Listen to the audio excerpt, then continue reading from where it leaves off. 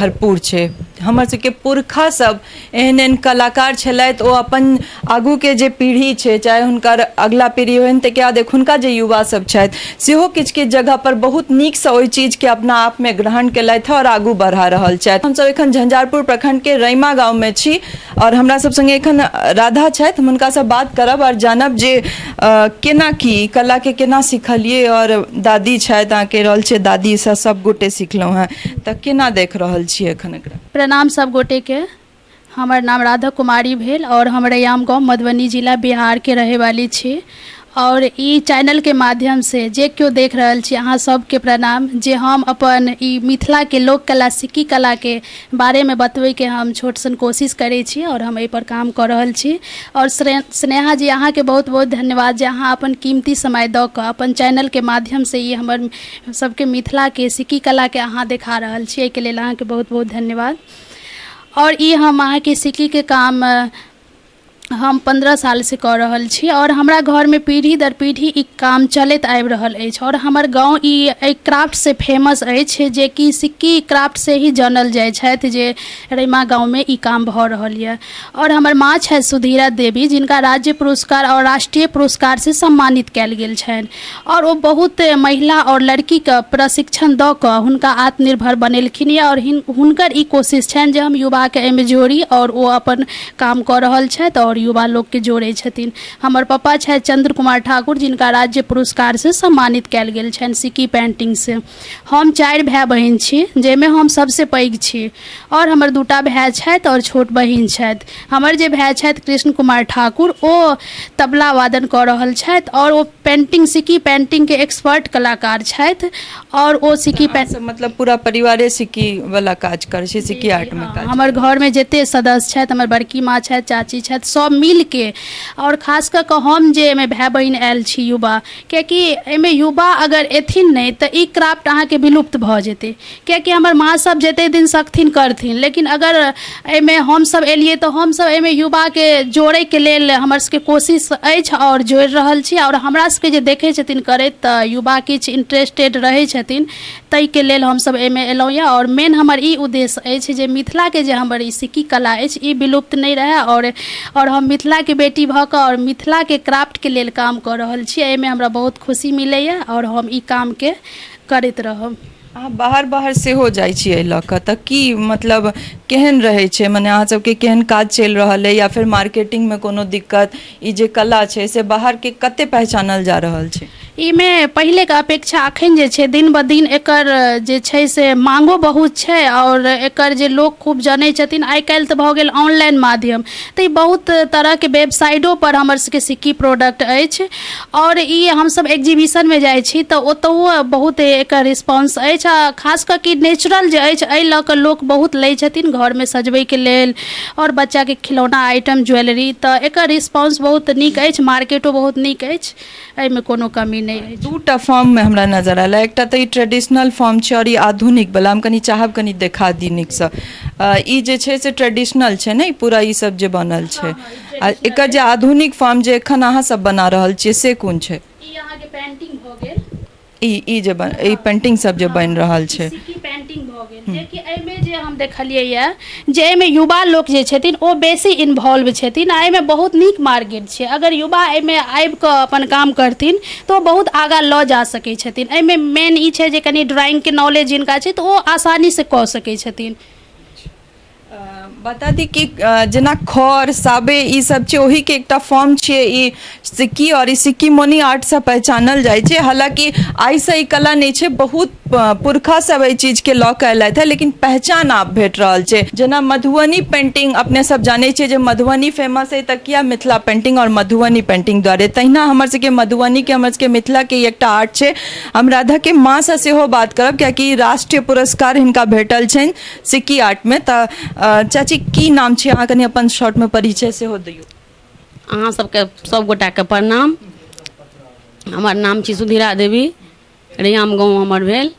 हम ई सिक्की कला अपना माँ से सिखलहुँ, 30 साल से करै छी। एहि कला पर हमरा स्टेट अवार्ड नेशनल अवार्ड मिलल, हमरा पतिके मिलल, हमरा मझली दियादनी छथिन हुनको मिलल। आ एहि कामसँ हमसभ जुड़ल छी, तऽ एहि कामके हमसभ छोड़ब नहि, बच्चा सबसँ लऽ कऽ आ जतेक आदमी छथिन महिलासभ सब एहि कामके लऽ कऽ आगाँ बढ़ब आ एहि कामके सिक्की कलाके छोड़ब नहि। ई हमरा और लोग सबके सिखैबतो छी। हाँ, बहुत मतलब जेना CCRT से जुड़ल छी तऽ ओहिठामसँ बहुत जगह गेल छी, उड़ीसा गेल छी, बहुत जगह बनारस गेल छी, सिक्किम गेल छी, हर जगह कॉलेज सबमे ओहि समय हम टीचरमे हमरा भेजने छथिन तऽ हमसब गेल छी, अपना गाँवोमे सिखेने छी ट्रेनिंगमे। आ बहुत महिला सब सिखने छथिन आ बहुत सीखऽ चाहै छथिन, हमहूँ दीदी काम करब, घरमे बैसल छी, किछु रोजगार भऽ जायत, सिक्की मतलब सीख लेब तऽ ओहिके लेल बहुत छथिन। तऽ हमरा सबके कतहु जे बढ़िआँ कतहु ओहन इसकुलके ओहन कतहु सेंटर खुलि जायत, ओहिमे टीचरमे रहब कि आओर विद्यार्थी लोकके जुड़ब तऽ ओहिमे देखथिन सीखथिन, आकर्षण आकर्षण हेतनि आ मतलब किछु आमदो हेतनि आ लूरो सीखथिन। तऽ एहि सबके लेल कनी दिक्कत हमरा अछि। कतेक सालसँ करै छियै चाची? ई काम हम 30 सालसँ करै छी, अपना माँ से सिखलहुँ हन। माँ यानी अहाँके साउस हमर भेलै? माँ सासू माँ भेलखिन हन एखन छथिन। हम कनी चाहब जे दादी से सेहो बात करी। दादी अहाँ कै सालसँ कहियासँ करै छलियै ई? हम साल जे बड़का भेल तही सालमे हमर जन्म छी। ओतेक दिन उमर आब तऽ राखू जे अथिए छी, आ एखन तऽ करै छै। तऽ अएलहुँ एहिठमन जकर सासुर अएलहुँ तऽ एहिठमन इएह कारबार चलै छै, ओहीमे हमरो सबके नाम देलखिन केलखिन तऽ करऽ लगलहुँ। अहाँ सबके सिखा देलियै, पुतौहके, बेटाके, पोता पोती सब अहाँ सीख लेलियै? अहाँ सबके सिखा देली। की लागै छै अहाँ जे चीजके करैत एलियै, जे चीजके बढ़ावा देलियै, से कलासँ आइ पहचान भेट रहल छनि, केहन लागि रहल है? बड़ बढ़िआँ, बड़ नीक लागि रहल है। हाँ, धियापुता बढ़तै तऽ ओहीमे हेतै ने। बिल्कुल, धियापुता बढ़तै तऽ बहुत नीक दादी कहलथि है जे धियापुता बढ़ि रहल छै तऽ ओहिमे खुशी तऽ भेटे रहल छनि। और अपने सब देखे रहल छियै जे तरह तरहके तऽ आइटम सब बना कऽ राखल छै। हम चाहब जे कनी और अहाँ सबके देखा दी विस्तृत रूपे जे मॉडर्नाइजेशन अगर देखऽ चाहबै तऽ सेहो ई सिक्की आर्ट सब भऽ रहल छै।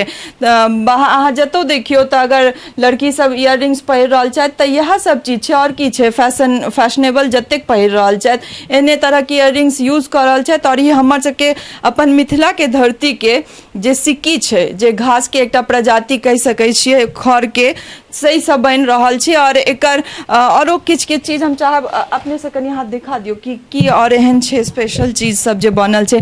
हम पाग एकटा सेहो देखने रहौं, चाची पाग लेने होतै, देख सकै छियै जे राखी सेहो ई सब बना रहल छथि सिक्कीसँ। और की मतलब राखीके व्यवसाय भऽ रहल छै अहाँ सबके? हाँ, अखन हम ई अहाँके राखीके सीजनके लेल हम राखी बनेलहुँ यऽ, जे कि पूरा इको फ्रेंडली है। अगर अहाँ मार्केटके राखी लै छी तऽ हम अहाँ सबसे निवेदन करब जे हैंडमेड राखी एहिबेर यूज करू, कियाकि हमर सिक्किएके नहि राखी अछि, हैंडमेड बिहारके जतेक क्राफ्ट छै सब बनेने छथिन, मिथिला पेंटिंगके, पेपर मेसीके, बैम्बूके और सिक्कीके। जिनका लग जे क्राफ्टके अवेलेबल हुए ओ राखी यूज करू। चाहब कनी जे ओ बैंगल सब जे बनेने छियै सेहो कनी देखा। राजस्थानी लहठी का ई बहुत सारा एहन फैशनेबल चीज छै जे हम सब यूज करै छियै, तऽ फिर ई किया नहि? और हमरा लागैया जे कम फैशनेबल इहो नहि लागि रहल अछि और हाथ से एतेक नीक से बनायल गेल छै।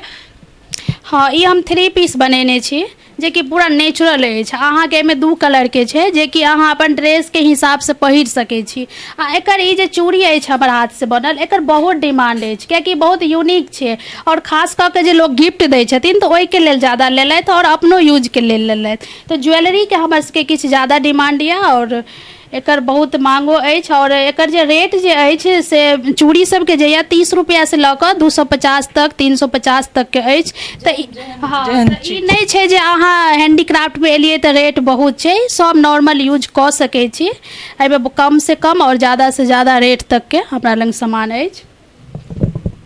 देख रहल छियै अहाँ सब जे चाहे ओ अहाँ बैंगल्स देखियो, फैशनेबल कोनो चीज देखियो या फिर ट्रेडिशनल चीज सब सेहो बना कऽ राखल अछि। हम पाग अहाँ लोगन के देखबा चाहब जे पाग जे अपन सबके मिथिला के पाग एकदम फेमस चीज छै और जे हमर सबके परिधान छी, तेकरो देखियो कतेक सुंदर ई सिक्की आर्ट सब बनायल गेल छै और अद्भुत लागि रहल अछि। ई पाग देखो के एतेक सुंदर लागि रहल छै। तऽ कोशिश करी जे अपन चीजके सेहो यूज करी, जैसे कि हिनकर सबके जे मेहनत छनि से काज आबन कियाकि एतेक मेहनत से अगर बना रहल छै तेकर अगर मार्केटिंग नहीं होय, लोग अगर एकरा लई नहीं पहिरे नहीं तो अपन चीज के अगर अहाँ खुद मार्केटिंग नहीं करबे तब फिर कोन फायदा छै हिनका से एते मेहनत क क। और ई अद्भुत अद्भुत पेंटिंग सेहो बनेने छथि, मतलब देख सकै छी ई कोन थीम पर बनल छै कनी हम चाह कोहबर अहाँके बनल अछि, कोबर बनल छै ना। मिथिला पेंटिंग में कोबर बनते छे से हम सब बहुत रास पेंटिंग में देखने छिए और बहुत गोटे से जखन हम सब भेंटघाट भेल मिथिला पेंटिंग के बड़का बड़का कलाकार सब भेंट भेल तो ओतऽ कोबर वाला जे छे से नॉर्मली देखबे केलिए और सिक्की आर्ट पर सेहो कोबर बनल छे सेहो अपने लोगन देख रहल छिए जो एतेक नीक लागि रहल छे देखऽ में। और सब हिनका घर में जे पूरा परिवार छथिन से एहि पर काज कर रहल छथिन, चाहे ओ हुनकर दादी होथिन, दादी सिखेने छथिन ताहिके बाद माताजी पिताजी सब गोटे मिल के एहि पर काज केने छथि, राष्ट्रीय पुरस्कार से सेहो पुरस्कृत छथि। लेकिन सबसे पैघ चीज छै जे अपन कला के आगू बढ़ेनाइ, अगर अपन कला के आगू नहीं बढ़ेबै तहन फिर केना काज चलते। हमर सबके जे चीज छै, हमर सबके भूमि के जे चीज छै तकरा हमही सब आगू लऽ जेबै, अगर हमसब आगू नहीं लऽ गेलियै तऽ फिर एकरा के आगू लऽ जेतै। हमरा संगे राधा के चाची सेहो छथि, इहो स्टेट अवार्डी छथि। हम जानना चाहब जे कतेक साल से करै छी। हम 30-35 साल से जहिया से गांव में एलहुँ तहिया से 30-35 साल से करै छी। मतलब बियाह भऽ कऽ जहिया से एलियै तहिया से ई काम सीख लेलहुँ। 2013 में अवार्ड भरलहुँ, 2014 में मिलल हमरा। 2014 में भेटल। 2014 में जखन शुरुआत में आयल हेबै तखन ई नहीं लागे छले जे ई फूस और ई खर वाला चीज सब की बनाब, दूर कछ नहीं लागे छले। छलियन जे ई चीज बनाबै छथि तऽ हमरा पसंद पड़ल जे हमहूँ बनाबी, ऐसे हमरो अथी लुरि हैत, ऐसे आगाँ बढ़ब। तऽ पहिले ई कछुआ माछ ई सब बनै छले, चंगेरी डाली, आब अनेक प्रकार के चीज सब बनऽ लागल हन। आब बढ़ल जा रहल छै। बहुत पहिले से बहुत रंग के आइटम बढ़ल हन।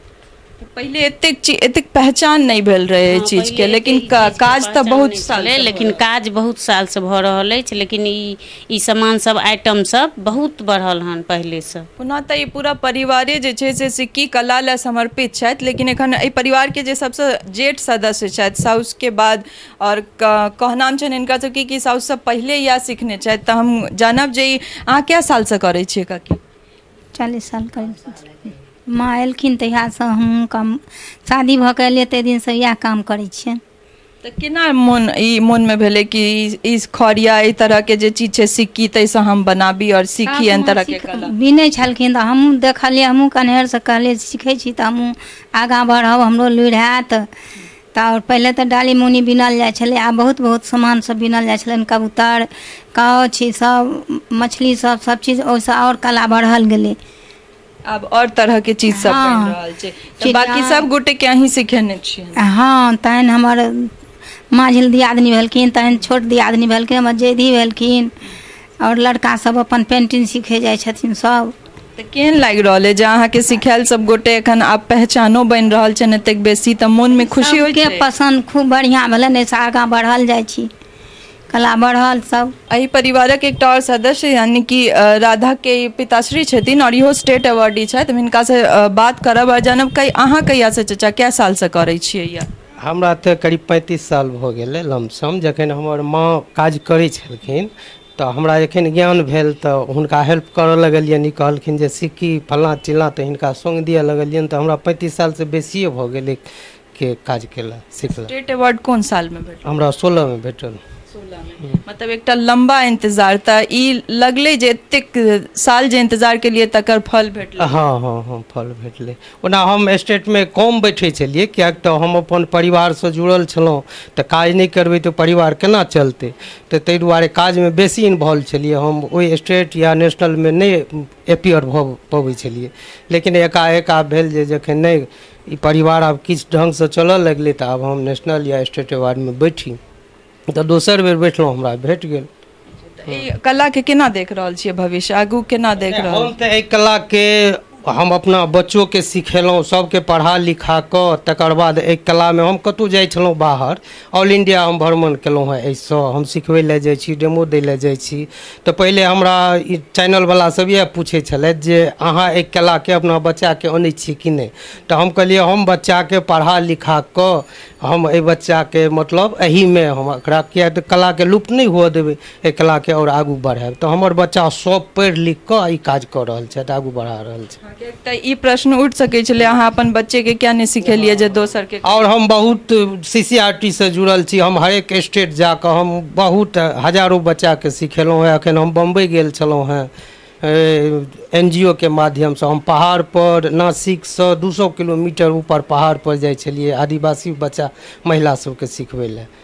तो हम CCRT से बहुत ठान हम बहुत 20 स्टेट हम जाकऽ भुवनेश्वर किट सुनैत हेबै जैठन 25,000 बच्चा गरीब के पढ़ै छै ओहि संस्थामे, ओतऽ जाकऽ हम ट्रेनिंग देलिए करीब 10 बेर जाकऽ। हमरा सब तरफ से यह प्रयास रहैया कि एहन एहन जे कलाकार सब छथि चाहे ओ कोनो गाँव में रहैत हम सब ओतऽ तक पहुँची जरूर, और हिनका सबके जे कला छनि हिनका सब द्वारा जे मेहनत भऽ रहल छनि तकरा अपना लोकनि सब तक लऽ जाई, और अपने लोकनि ई देख कऽ एहि चीज के अंदाजा लगा सकै छियै जे अगर हम सब दोसर स्टेट के बहुत रास एहन स्टेट छै जकर फैशन के चीज हम सब पहिरै छियै और मूल्य हमरा नहीं लागैया कि ओहिसँ बहुत बेसी छै, तऽ फिर किया नहीं अपन कला के सेहो प्रोत्साहन देल जाय। और ई जे कलाकार सब छथि हिनको सबके प्रोत्साहन बढ़तनि जे नहीं हम सब जे मेहनत कऽ रहल छी तऽ हमर सबके काज आगू बढ़ि रहल है। और मिथिला पेंटिंग के जे इंस्टीट्यूट बनलै है सौराठ में से एकटा छैहे जे बहुत बड़का एकटा काज भेलै, और हम इहो उम्मीद कयल जा सकै छै जे सिक्की आर्ट के सेहो एहिमे क्लासेस देल जेतै और सरकार से उम्मीद कयल जा सकै छै और बात सेहो कयल जेतै